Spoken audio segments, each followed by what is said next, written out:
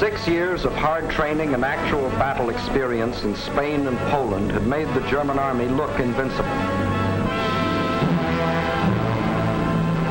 But what about the British and French? First, let's take up the British.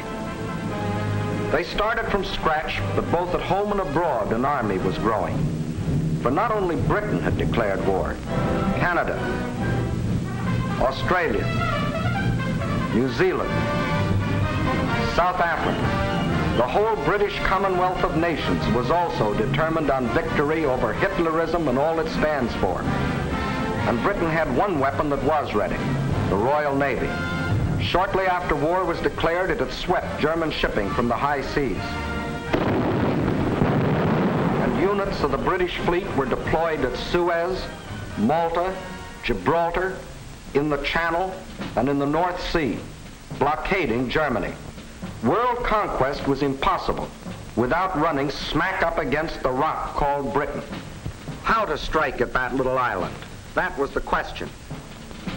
Between Britain and Germany stood not only France, but the little countries of Luxembourg, Belgium, Holland, Denmark, Norway, and Sweden. The people of these small neutral countries were peaceful, hard-working, and free. They knew they were in the middle and feared violation of their neutrality. Hitler knew this.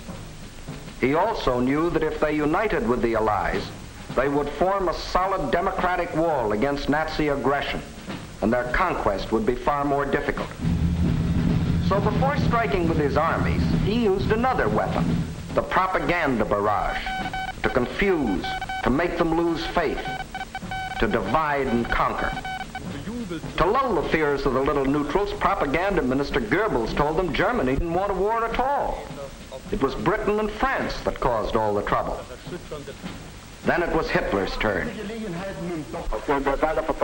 In a speech on October 6, 1939, he made them all kinds of specific promises. To the Danes, he said, "We have concluded a non-aggression pact with Denmark." To the Norwegians, he said, "Germany never had any conflict with the northern states and has none today."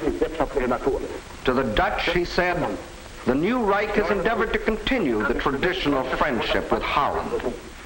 And to the Belgians, he announced, "The Reich has put forth no claim which might in any way be regarded as a threat to Belgium." And while Hitler was making these promises, his generals were cold-bloodedly picking out the first victim, Norway. And why did they pick Norway? Its many steep inlets or fjords would make excellent U-boat bases, from which raiders could prey on British supply lines. Also, it would give the Nazis vital air bases. This is Stapa Flow, British naval base, and this the blockade fleet. At this time, the German-based bombers couldn't reach them. Possession of bases on Norway's western shore would bring these vital British defenses under easy bomber attack. But he couldn't take Norway without also taking tiny Denmark, the springboard for his attack. So at dawn on April 9th, 1940,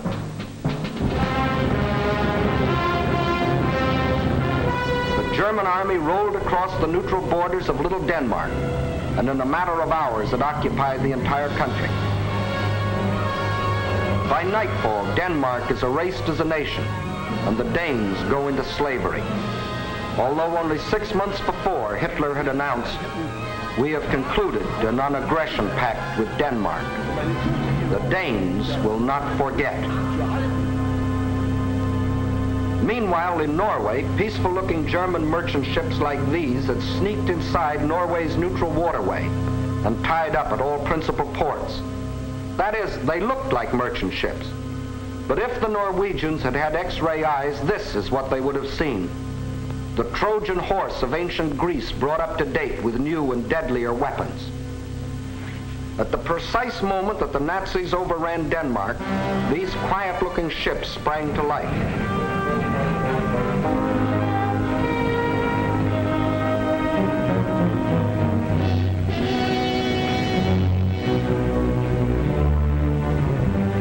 At the same time, Nazi warships, discovered along the entire coastline, started steaming up the Norwegian fjords. Ships, transports, tanks, men, planes, all flung themselves simultaneously upon a defenseless country. Airborne infantry seized every strategic Norwegian airport. The whole job was made easier by treacherous fifth columnists, led by Major Quisling, who seized power and issued orders to suppress resistance. Nazi warships steamed past silent guns that could have blasted them out of the water. This was one of the most amazing acts of treachery the world has ever known. It brought Major Quisling international fame, making his very name synonymous with the word traitor. By the afternoon of April 9th, the Germans were in complete control of all 7 ports where they had landed in the morning.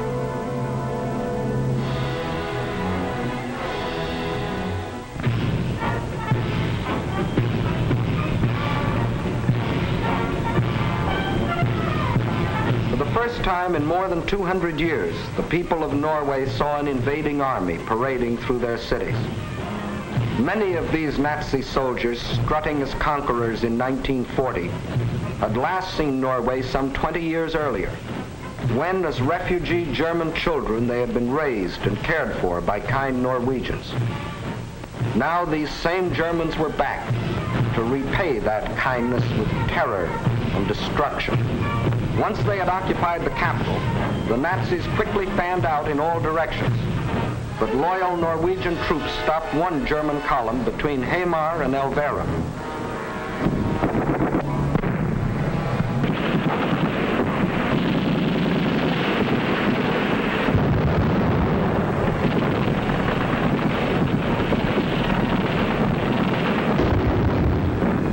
So the Germans brought up their bombers.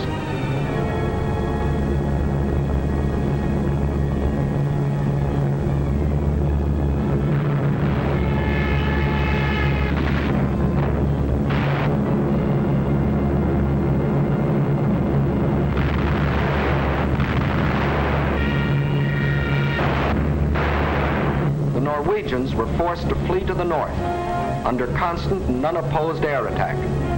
It was here that Captain Robert Lose, an American military attaché, was killed, the first American soldier to lose his life in this war. Meanwhile, the Nazis had spread all over the country. Small patrols occupied every strategic village. Parachute troops landed high in the mountains.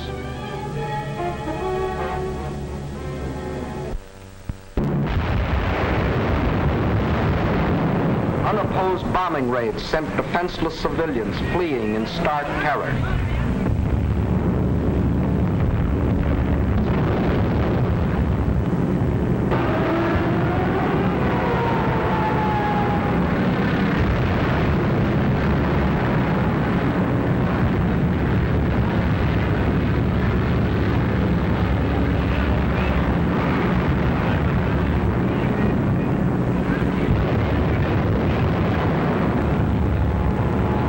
They hadn't wanted war. They had done everything to avoid it. Hoping they could escape the Nazi scourge, they had compromised and tragically failed to unite with the other democracies. And now they faced the scourge defenseless and alone. For before the Allies could come to their aid, the Germans were in control of all principal ports. Regardless of this, British, French, and Polish contingents plunged in and made several landings along the Norwegian coast. They landed forces north and south of Trondheim and attempted an encircling movement on the city. under constant, heavy, and almost entirely unopposed air attack.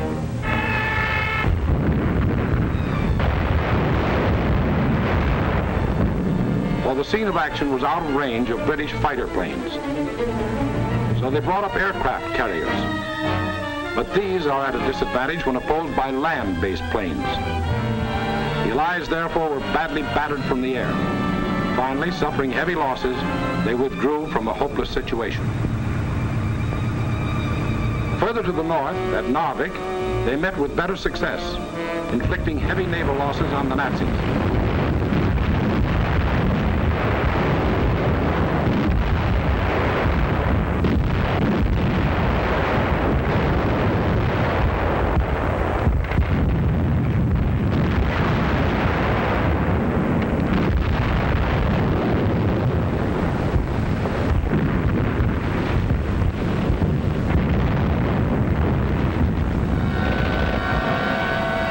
Landings and held the town for nearly 2 months.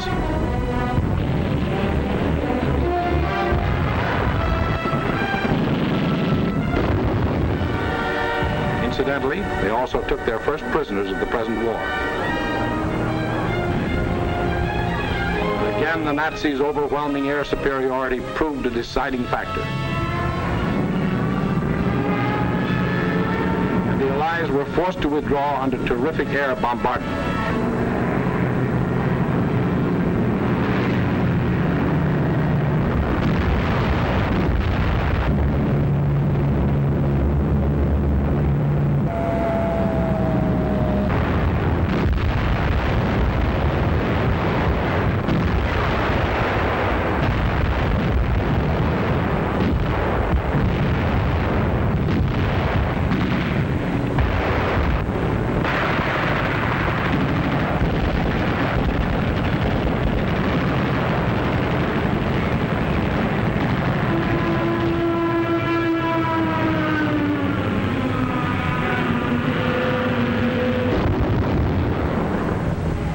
Loyal Norwegians were left with their Quislings, their ruins, their dead, even though 6 months before Hitler had said, Germany never had any conflict with the northern states and has none today. The Norwegians will not forget. And Hitler had another victory. He had hijacked 2 more countries. The world wondered and sometimes marveled at this man's efficiency. Gangster Dillinger was efficient too.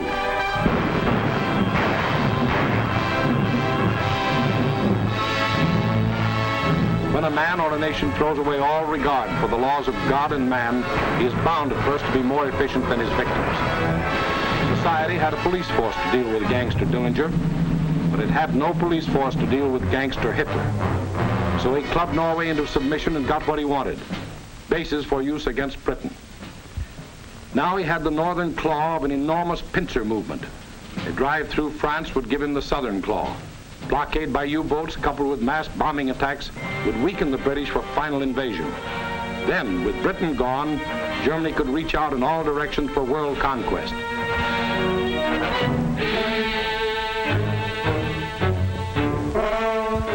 His next move must obviously be through France to get his southern claw. Through France. How was she to face the onslaught?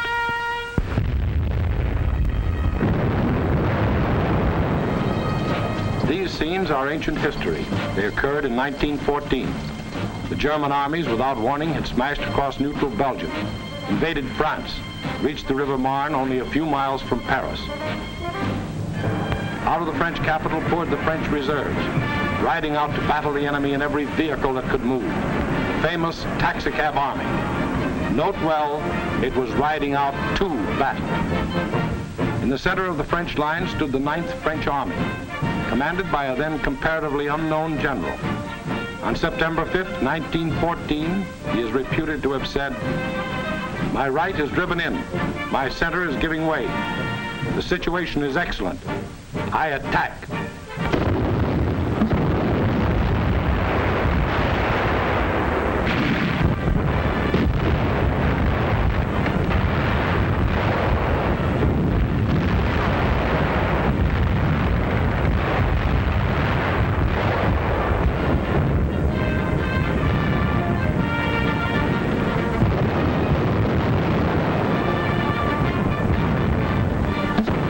attack, the German onslaught was checked and Paris was saved. That comparatively unknown general later became commander-in-chief of all the Allied armies and presided at the signing of the armistice with the defeated Germans on November 11, 1918. To this general, the French people erected a monument. To Marshal Ferdinand Foch, whose motto was, attack, always attack. Still later, the war-weary French people erected another monument. This one to a minister of war, André Maginot. Between the ideas symbolized by these two statues may well lie the military story of the fall of a great nation. In Foch's time, the proud spirit of France demanded nothing less than victory and placed its faith in the attack. In Maginot's time, the spirit, no longer proud, asked only to avoid defeat and placed its faith in concrete.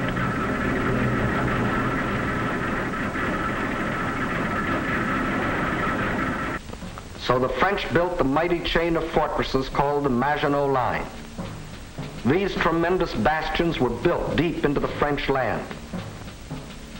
They were connected by underground passages and railways, guarding France's eastern borders facing Germany. And when France was finally forced to declare war against the rising Nazi menace, the French troops, instead of attacking, were marched into their modern caves to wait for the Nazi blitz to smash itself against the Maginot Line. And their generals, headed by Marshal Pétain, proudly announced, "Whoever makes the first move in this war will be hurt." But Hitler didn't go near the Maginot Line. That was France's strong point. Instead, he attacked the weak point. Hitler knew that the French had tried to avoid war instead of preparing for it. That knowledge was one of his greatest weapons. He knew they had planes, but he knew they were antiquated. He knew they had tanks, but he knew they were few in number and lightly armored. But most important of all, he knew that France had become a cynical and disillusioned nation. What made this change in the French spirit? In the first place, between 1914 and 1918, the French suffered more than 6 million casualties in the heroic defense of their land against German invasion. The flower of an entire generation was lost, with its stimulus of new blood, new determination, new ideals. Secondly, the failure of the League of Nations, to which the French had pinned their hopes of peace, the corruption of many in high places, the greed of special interests, all had combined to shake the faith of the French people in their democratic ideals. And when a people loses its faith in its own ideals, it is ripe for the insidious words of the devil. France still looked like an imposing castle, but Hitler's political termites had so gnawed away the binding of national unity that the castle was ready to crumble.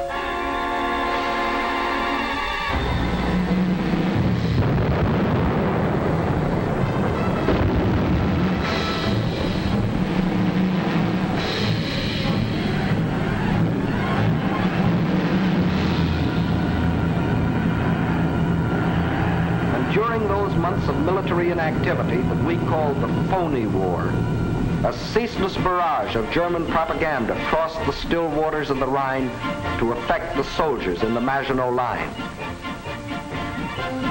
"Why do you fight?" asked the banners. Poems and friendly notes were sent over by balloons. French tunes were played by German bands, and German hooey was broadcast in French.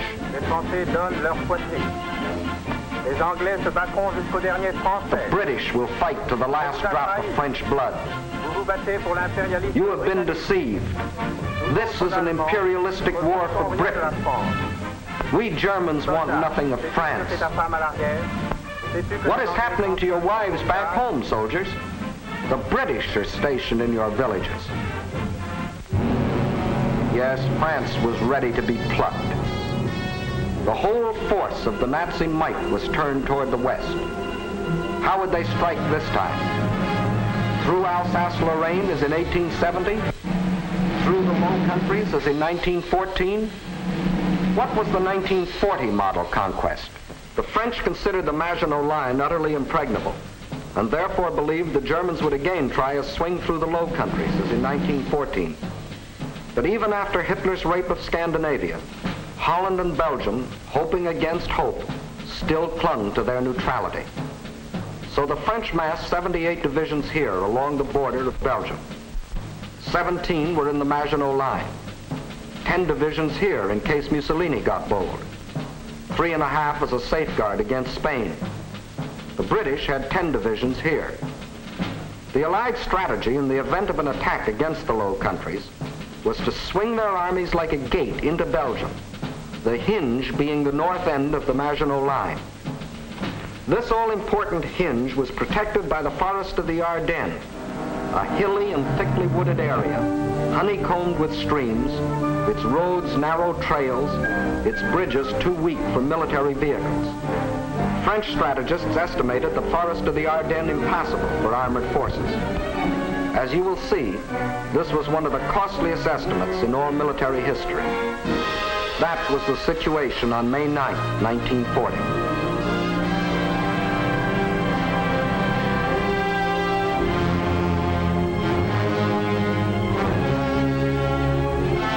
The hour of trial had come.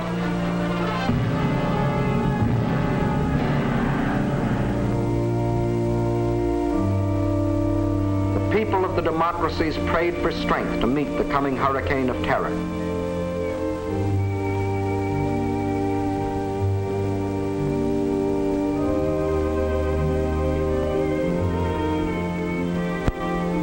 While across the Rhine, Jugend ist uns verschrieben und verfallen mit Leib.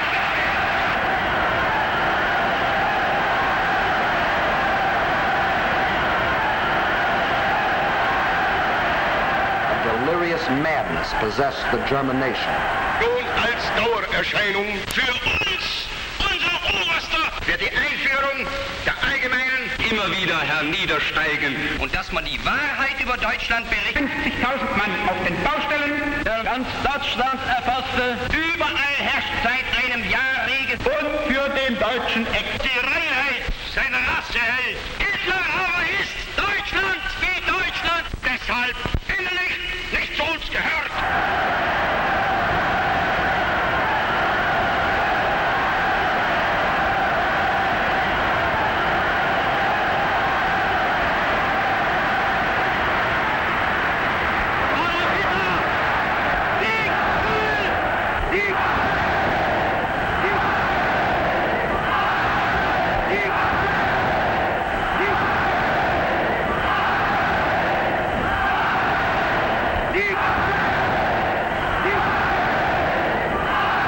Der Tag had come.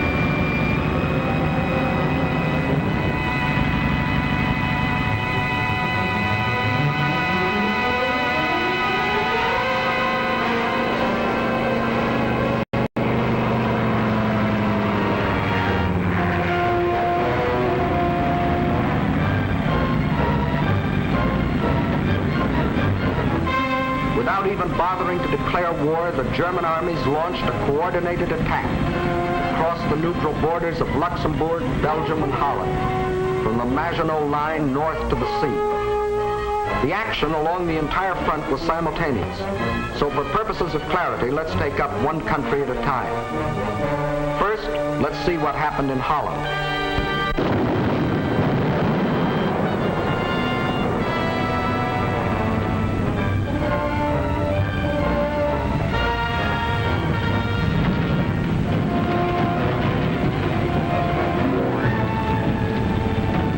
Nazi ground forces smashed through the improvised and hastily erected border defenses. But the main attack was to come from the air, far behind the defense lines.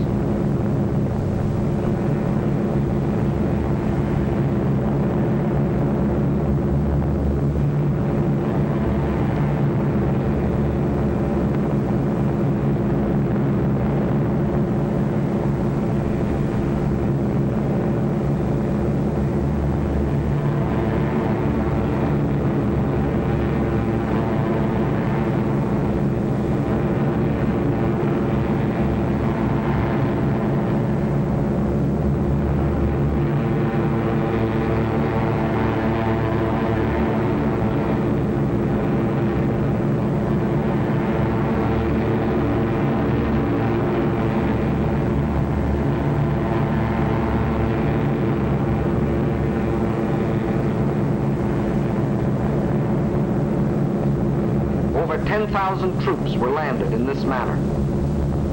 Before the stunned citizens of Rotterdam even knew they were at war, these troops, aided by well-trained fifth columnists, quickly captured the airport and outlying sections of the city.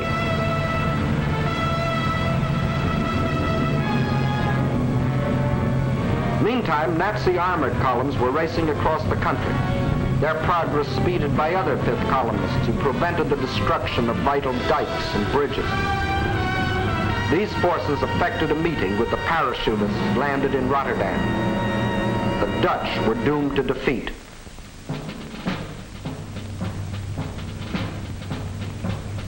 On the fourth day of the invasion, the Nazis gave the Dutch general an ultimatum. All Dutch resistance must cease, or Rotterdam will be bombed flat.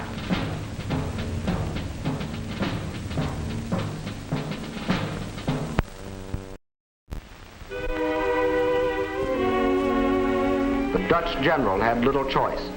To save the lives of innocent civilians, he accepted the German terms. But after the unconditional surrender, the Nazis bombed the city anyway.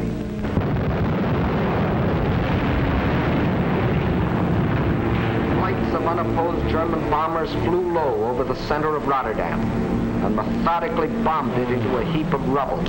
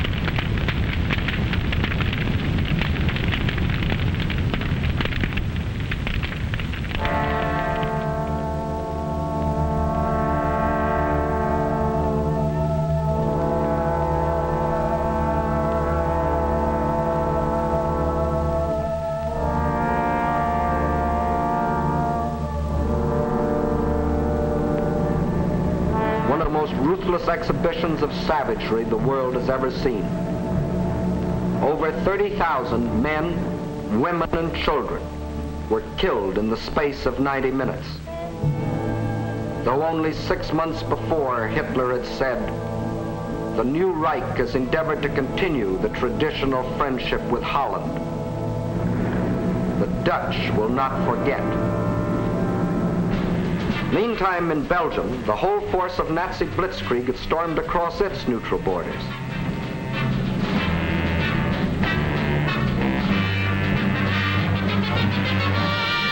The main German attack was directed at the Albert Canal-Meuse River line, the anchor of which was Fort Ibn Amail, a modern and seemingly impregnable fortress.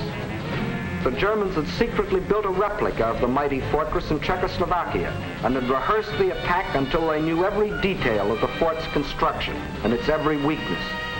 When the real attack came, it was foolproof. Parachute troops, dive bombers, flamethrowers, specially trained engineer battalions, all working together as a well-trained team.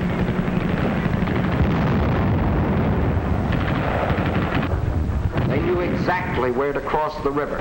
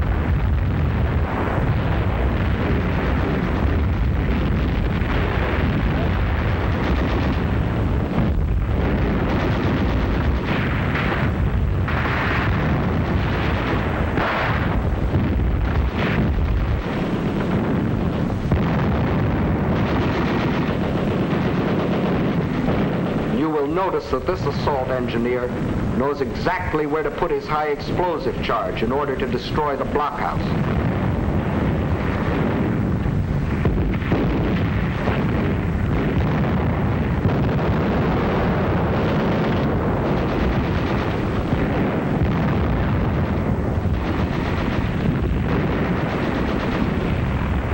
Fort Eben-Emael withstood the Nazi attack exactly 2 days, and the German armies rolled on.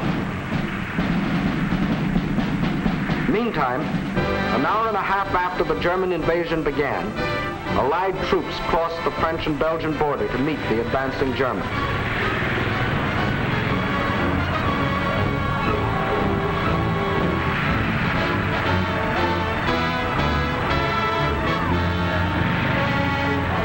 As they raced across Belgium to take up their defense positions, they met an obstacle they hadn't counted on. Refugees.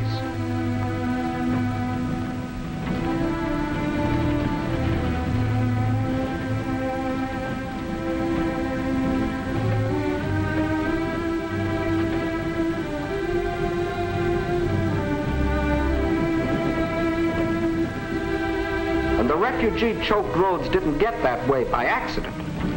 The Nazis methodically bombed little towns and villages, otherwise devoid of any military value, not so much to kill as to drive the inhabitants out onto the highways. Then, by expert machine gunning, the Nazis would herd them along in terror-stricken flight to hopelessly entangle the advancing Allied armies.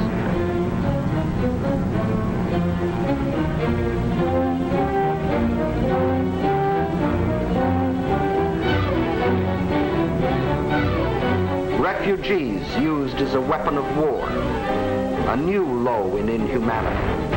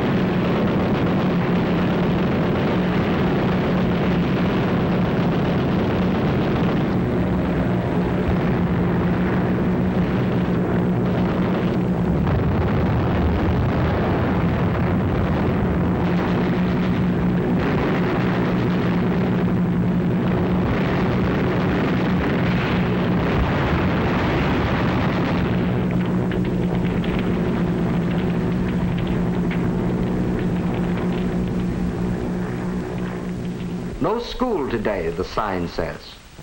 The children are otherwise occupied.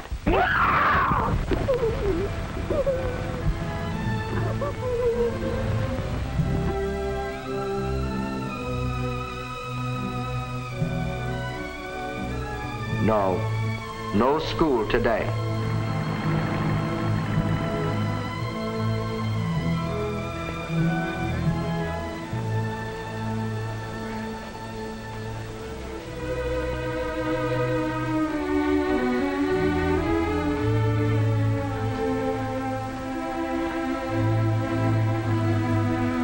Although only 6 months before, Hitler had announced, "The Reich has put forth no claim which might in any way be regarded as a threat to Belgium. The Belgians will not forget."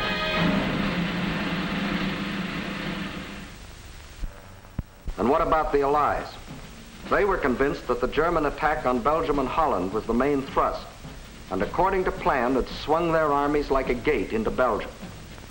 But the attack on Belgium and Holland was only a feint. The main German attack was to be centered where the Allies least expected it, through the Ardennes forest. For this decisive blow, they had secretly assembled the mightiest striking force the world had ever seen, including 45,000 armored vehicles.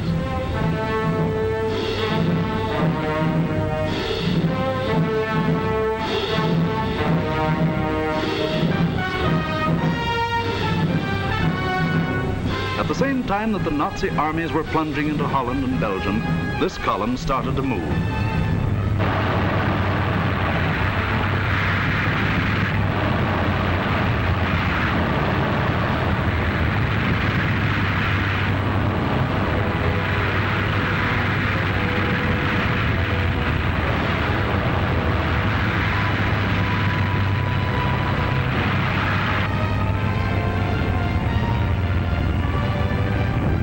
Well-trained engineer battalions went first.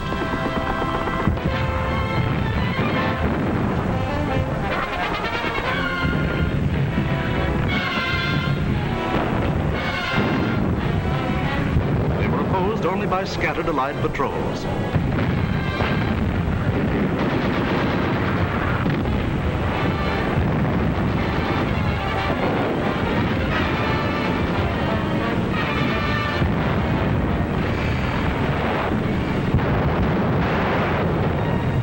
Cleared pathways for the tanks to follow.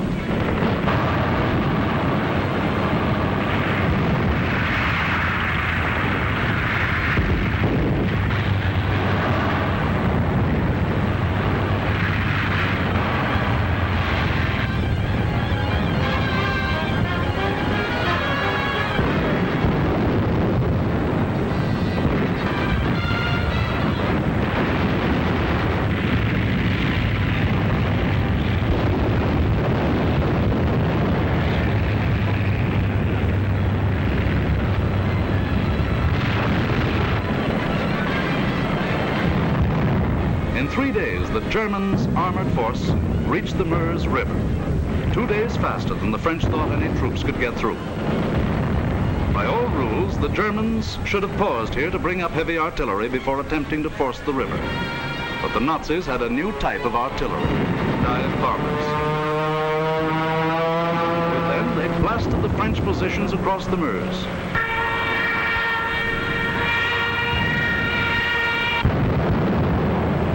With feverish haste, the Germans laid a barrage across the river with anything and everything that would shoot.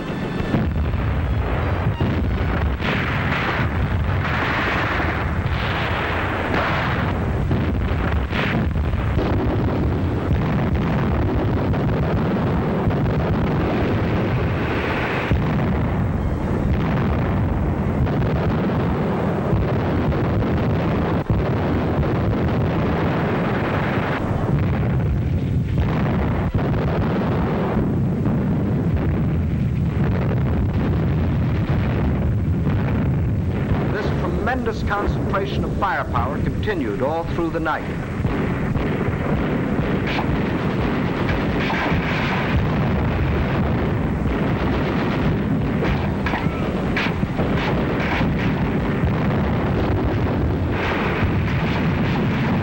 By the following day, shock troops were able to get across the river.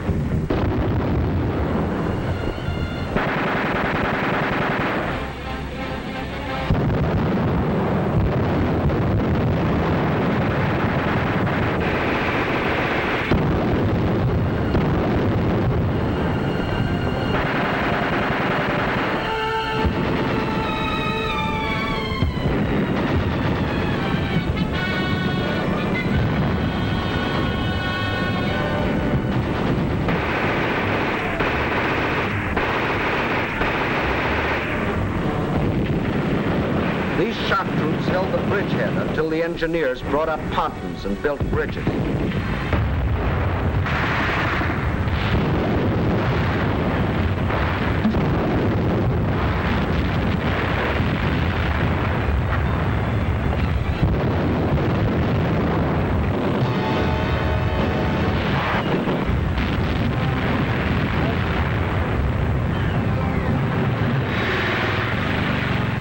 Then, without wasting a moment, across these bridges, the main armored force of the German military machine rolled through the Sedan.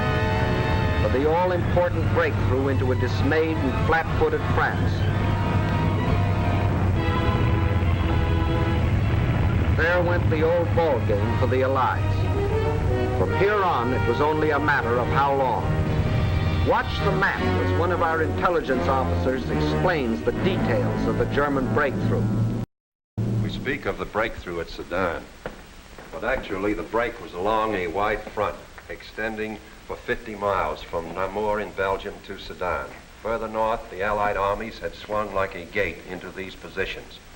The German armies had swept over Holland, broken the line of the Albert Canal, and for all anyone knew, were preparing to smash against the Allied front with all their power. That was the situation, dangerous but obscure, on the evening of May 13th. On the 14th and 15th, it became clear that the German breakthrough south of Namur was in the greatest strength, and that the French 9th Army, attacked while moving into position, had been shattered. Without doubt, this was the point of mortal danger, and the French High Command ordered the abandonment of these positions, although they had not yet been attacked. Those positions were abandoned solely because of the situation developing along the Meuse near Sedan. In the meantime, the French 7th Army had been ordered to make its historic forced march far to the south into the area threatened by the rapidly advancing German spearheads. This army was not used to attack the German flank, but rather was used as a plug to restore the broken front. Throughout, the Allies had placed their faith not in offense, but in defense, and the defense was doomed to failure because it was confronted with an entirely new technique in warfare, the plain tank infantry team in action. The world was staggered by the speed with which the German armored columns moved. What was the secret that enabled armies to move so far so rapidly? The secret lay in the organization of the striking spearhead. Armored forces came first, closely followed by motorized divisions, which peeled off, forming solid walls. And through the corridor thus formed, raced the supply trucks to feed the ever-lengthening column. It was obvious that if the Allied situation was to be restored, the German column would have to be cut. On May 17th, General de Gaulle attacked the German flank and captured a few prisoners, but his light mechanized forces were like a pin pricking the side of a rhinoceros. A subsequent attack met with even less success. The means for a really successful counterattack against the German corridor simply did not exist. Where numbers of divisions were required, only handfuls of companies and battalions were available.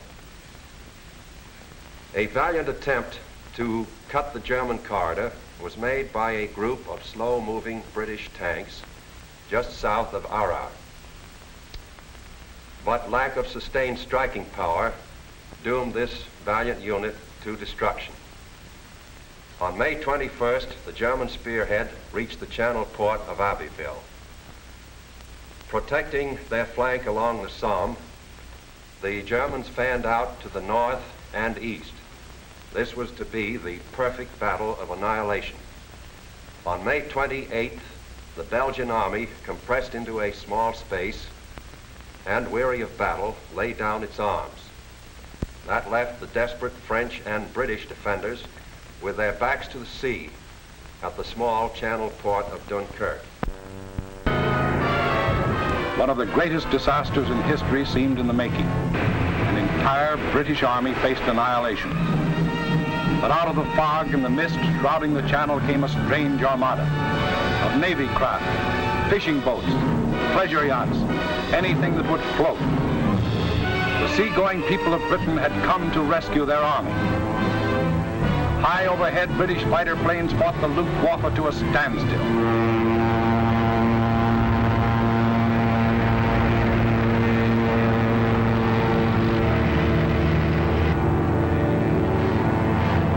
While below, small Allied suicide units held the Germans back long enough for the miracle of Dunkirk to take place.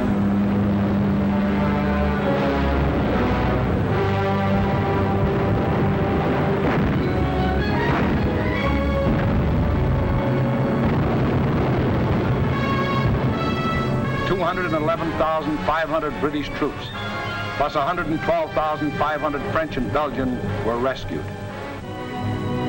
Over 300,000 battle-tested men, grimly determined to go back again with new tools, new weapons with which to blast the hated Nazis out of this world. For free men are like rubber balls. The harder they fall, the higher they bounce. Leading the British by this time was a man who had been bouncing all his life, Winston Churchill, who had tried for years to warn the world about Germany. Meantime, the situation that faced France was as nearly hopeless as a military situation can be. 2/5 of the French army was lost. There were fewer than 50 divisions left to defend a front almost 200 miles long, running from the northern end of the Maginot Line to the sea. And behind that thin front line, there were no reserves. The despairing people of Paris sent their children south, praying that some miracle would keep them from harm.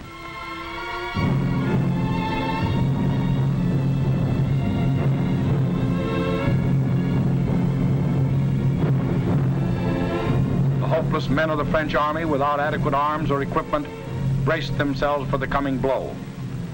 The first blow fell on June 5th.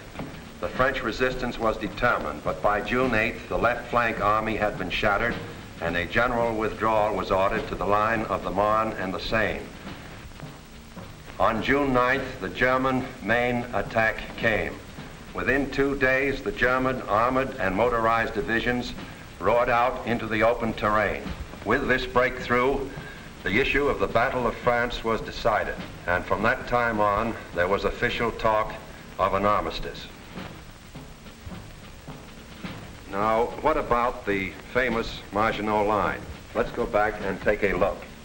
On June 14th, the Germans launched 2 attacks against the Maginot Line. In both cases, penetrations were effected, but we must remember that this was against fortifications defended by men devoid of hope. In the meantime, Mussolini, now thinking it's safe, sent his divisions racing across the border.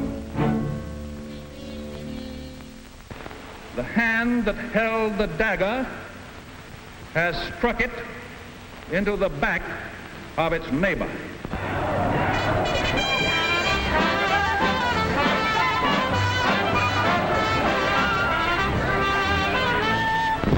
Organized resistance in France was no longer possible.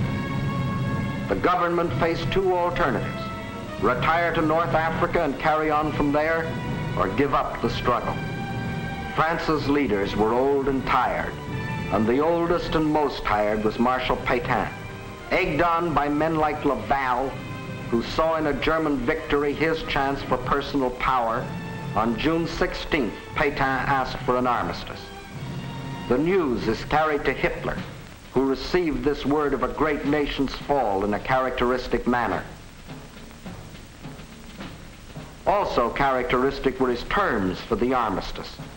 It must be signed in the coach where Marshal Foch met the defeated Germans in the last war.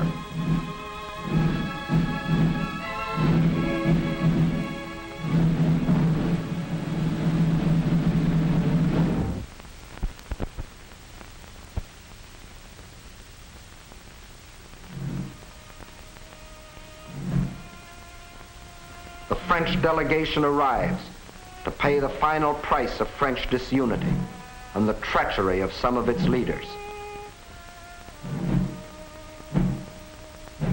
The final price, a price that for centuries to come, the French won't forget. More than 3/5 of their country was to be blacked out by a military occupation. The remainder was to be controlled by a French government acceptable to Hitler. A tax of 400 million francs a day was to be imposed on the French people to support the German army of occupation. Nearly 2 million French prisoners of war were to be taken into Germany and kept there as hostages, to work as slaves or rot of hunger, tuberculosis, or other diseases in concentration camps. Men deliberately and permanently separated from their families in order to decrease the French birth rate and thus eliminate France as a world power in future generations. French civilians, men, women, and children, must slave on farm or in factory for the Nazi master race, or starve. There will be a class of subject alien races. We need not hesitate to call them slaves. French children were to grow up on such inadequate food that many would reach the age of 12 before they grew new teeth. And for any attempts to protest against these restrictions, thousands of innocent French civilians would be executed. This was the price the French were to pay as they signed the armistice.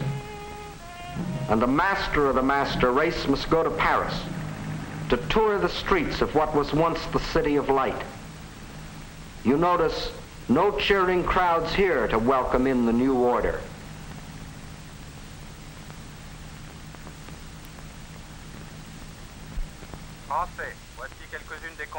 When the people of Paris come to the streets again, it is to hear the voice of dictators telling them what they must do,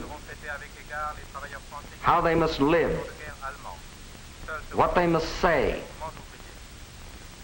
what they must think, telling them how to be slaves. Gone is the Republic of France.